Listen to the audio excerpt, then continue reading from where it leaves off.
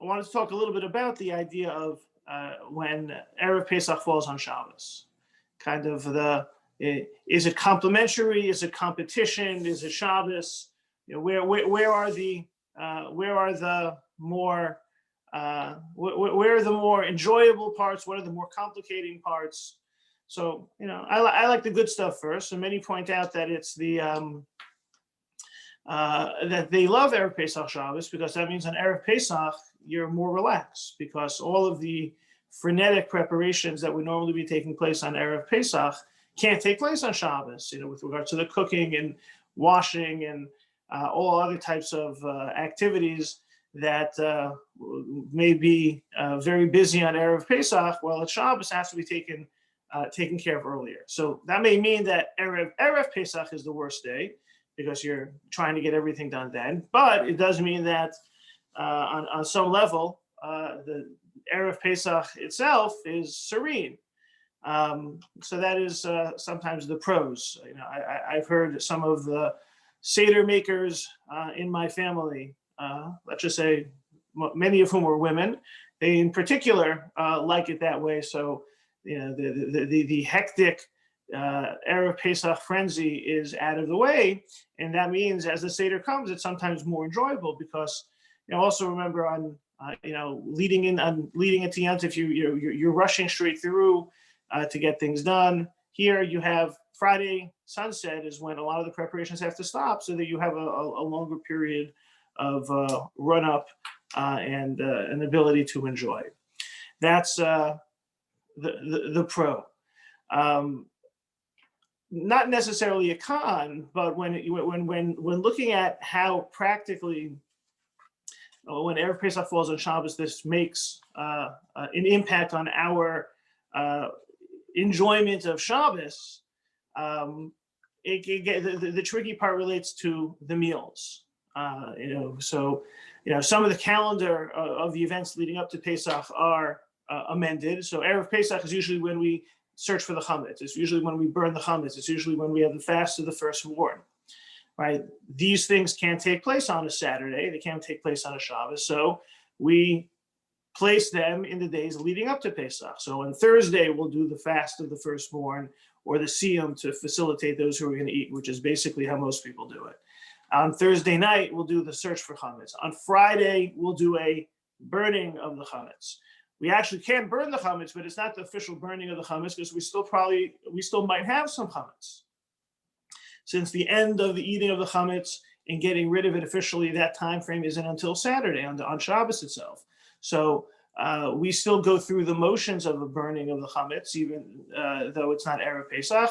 That's we want to stay regular. We want to stay consistent. We want to be able to follow through with things and not get confused.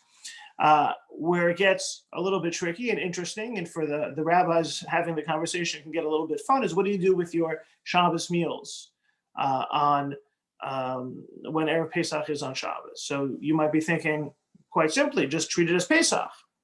And that's in fact what is necessary to do for all of the food. You can't really have, it's very, very difficult to serve chametz food on that Friday night and Saturday morning because it all has to be gotten rid of completely by a certain time on Saturday. So that time in the New York area, somewhere around 10:45, 10:55, something like that.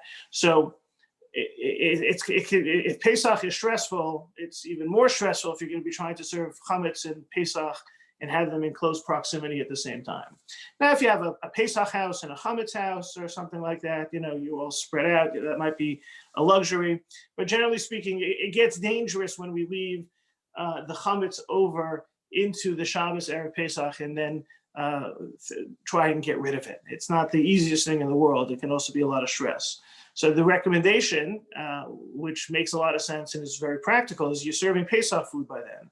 And the likelihood is, if you're going to Erev Pesach on Shabbos, you have to cook for Pesach before. You're in a Pesach mode already, so you have your Shabbos food kosher for Pesach as you're making your Pesach food. So that all works, but what about your Shabbos su'udot? What about your Shabbos meals that require hamotzi? So you might think, so eat matzah. It's not that simple because we have a statement in the Talmud that eating matzah on Erev Pesach is prohibited. It's kind of jumping the gun. The Talmud has a little bit of a risque analogy by saying one who eats matzah on Erev Pesach is one who has relations with one's fiancée in her father's home right before the wedding. I don't know how they came up with the analogy, but that's you jump in the gun. You got to wait a little bit. It's almost with her father in the room. No, that's I know. Okay, a little further, but they're clearly making a shocking statement to point out how they think it's they think it's pretty bad to eat matzah on Erev Pesach. And some of you may be thinking that's people avoid eating matzah from the month of Rosh Chodesh Nisan or even from Purim time. Right? The idea is that matzah should be special. Matzah should be something that we, that has a new, it's a new feel for us. Look, people don't necessarily like matzah all that much anyway. So, have the anticipation build up a little bit and don't eat it before Pesach. And so that's, what are you going to, if you can't eat matzah, what are you going to eat? So you could eat bread. Okay. But if you're eating bread, then that's introducing some chametz into a Pesach zone. Right, all the alarms are going to start sounding, and you have crumbs there. What are you going to do?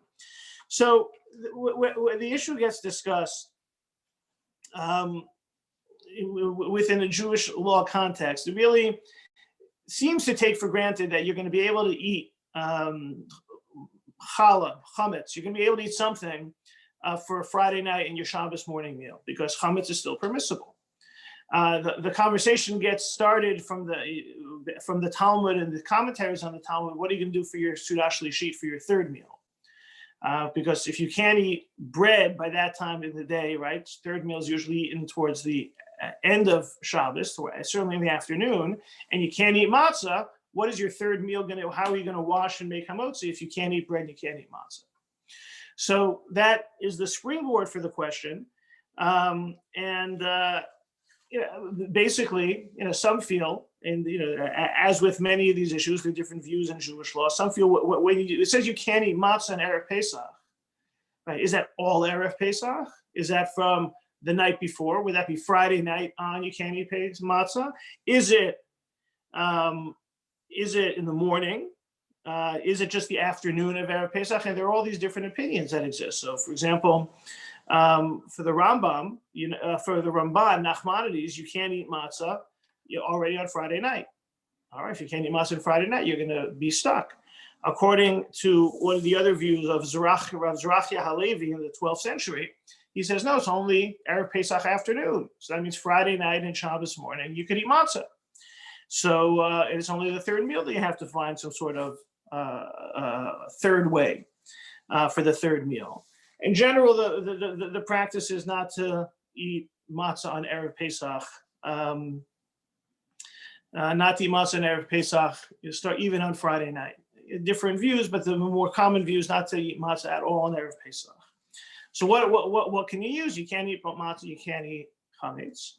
So some feel you can use what's called matzah ashira. Matzah ashira is rich matzah, right? Usually we talk about matzah being poor man's bread, lechem oni. Matzah ashira is rich matzah, which means it's not matzah made only out of flour and water.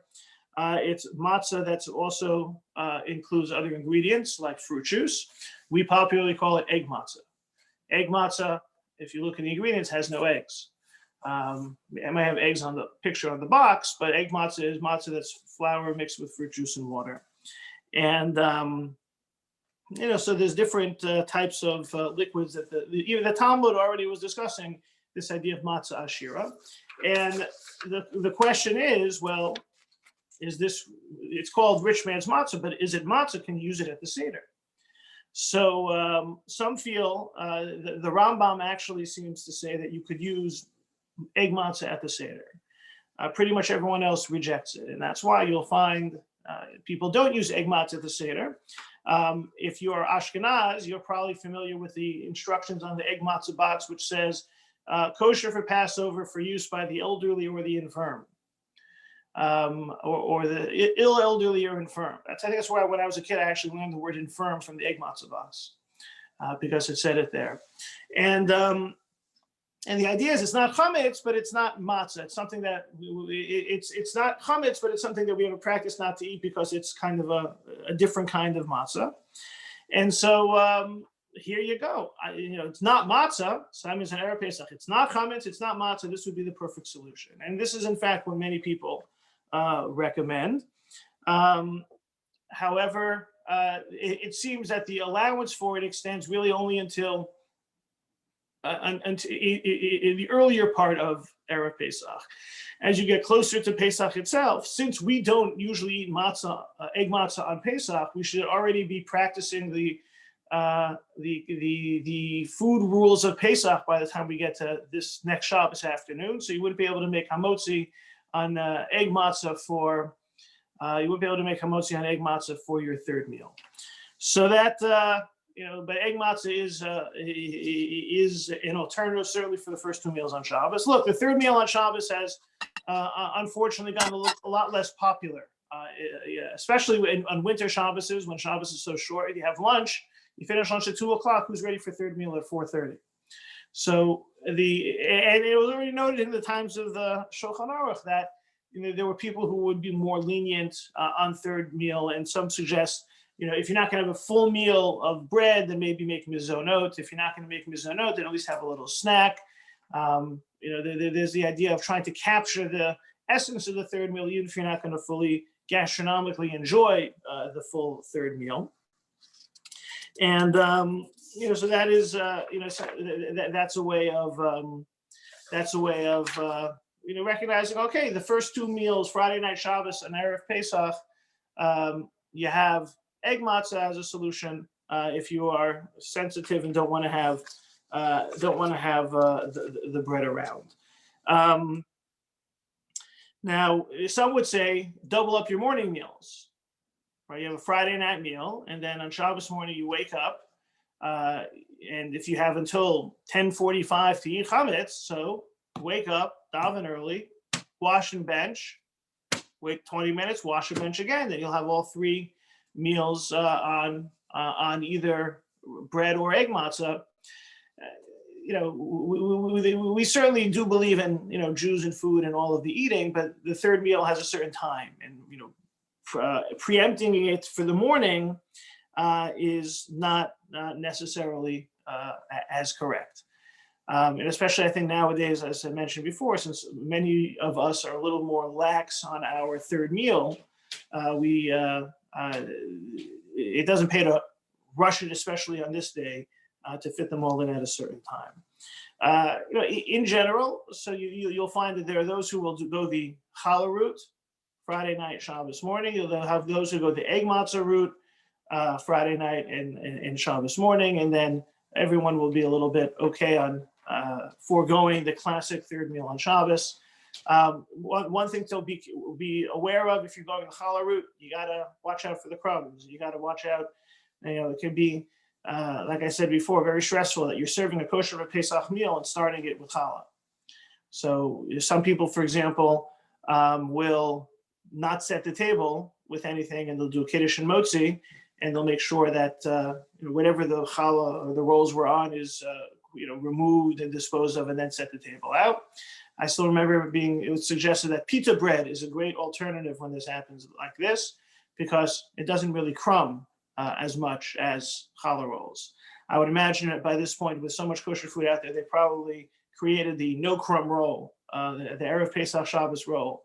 Just like you probably have seen this at sometimes when we have a 3-day holiday, or anytime there's a holiday that's on Saturday night, like this year, they have a Yak Nahaz candle. Anytime that you're making Kiddush and Havdalah at the same meal on a holiday, you need a candle that has, ideally, you should have a candle with 2 wicks like your Havdalah candle. But, that could get, you don't want to have a whole Havdalah candle go out, because, if you light it, you're not supposed to put it out. So they've created the holiday Yak Nahaz candle. So I imagine just with that type of innovation spirit, they probably will create the no crumb Erev Pesach Shabbos roll. It doesn't have much of a market because it doesn't happen that often. I think the last time it happened was 12 years ago. It comes in like spurts. It's going to happen in a couple of years, and then not again for another bunch of years, 10 or 20 years even. So the Vilna Gaon makes an interesting statement when this idea that Erev Pesach on Shabbos kind of overrides the Shabbos meal requirement. Look, you can't eat your third meal on Erev Pesach Shabbos. That's just the reality, right? You don't have there are no good solutions to the third meal on Erev Pesach Shabbos. So therefore, look, this is what happens at times in the Jewish calendar. Just like when Yom Kippur falls on Shabbos, we have no meals because Yom Kippur overrides the Shabbos rules. Here too, it's Erev Pesach, and Erev Pesach with its rules about chametz and its tradition and what we can and can't eat at certain times and wanting to enter the Seder, in a hungry way. Well, so we're just not going to be able to, we're not able to do it. It shouldn't be, you shouldn't necessarily look for some convoluted solutions, even if it's based on halachic reasoning. Call the spade the spade. No third meal at this time. One of the things that definitely does happen, though, is that many shuls will start early, or ensure that the service is curtailed enough to end at the proper time. It happens to be that the last time for eating chametz, like we said, is around 10:45, 10:55, depending on exactly where you're located in the northeast or metro area. And if you're going to be eating bread, then you need to make sure that that's all done by that time. If you're eating egg matzah, you have more time, because egg matzah, as we said, it's not chametz. We just don't eat it on Pesach. So therefore, your time frame is extended according to some. Although there are those who feel that, like we said before, egg matzah, it's not chametz, it's not matzah, but it's not. We don't eat it on Pesach. It's not matzah, it's not chametz. Ashkenazim who don't eat it on Pesach should be done with it at the same time as the chametz. Different practices, different communities are trying different things this year. But for the most part, the goal is to have the services early enough so that people can go home and finish their Shabbos meals. According to all of the opinions, you can get it done before the last time to eat the chametz. And then the way that seems to work is that it's 11 o'clock in the morning. There's no more Seder preparations to make. The rabbi's not going to be speaking in the afternoon. For those who are going back to shul, it's kind of the most relaxing Erev Pesach ever, because you got 7 hours to take a nap, or whatever else you're going to do. I imagine we're kind of used to having quiet Shabbos with not much to do after this past year, but certainly starting the Seder, it's almost.